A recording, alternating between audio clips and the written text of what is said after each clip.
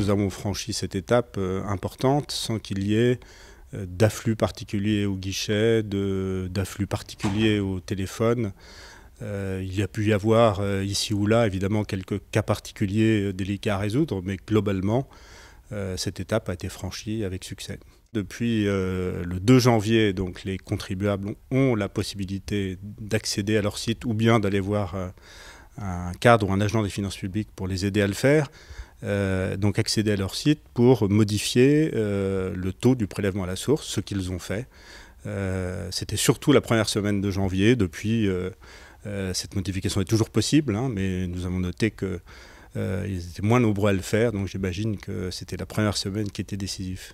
La prochaine étape décisive, ce sera maintenant le dépôt de la déclaration d'impôt sur le revenu qui devra être faite comme chaque année en avril-mai prochain et qui permettra d'intégrer dans la grande machine de calcul du prélèvement à la source les derniers revenus connus, c'est-à-dire les revenus 2018. Il est même essentiel de rappeler que cette étape, malgré le prélèvement à la source, avec le prélèvement à la source, doit être franchie par chacun. C'est la condition pour que ensuite l'impôt puisse s'adapter à notre vie. Ce n'est pas seulement un slogan, ça suppose qu'il puisse s'adapter aux changements de situation et de revenus qui sont déclarés à cette occasion.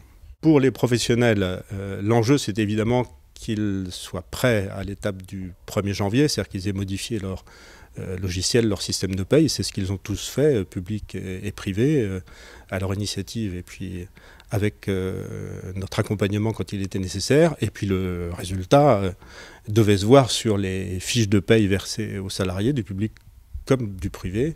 La préparation avait été efficace. C'est là en février qu'on va avoir la prochaine étape décisive du reversement par les employeurs du montant du prélèvement à la source à l'État.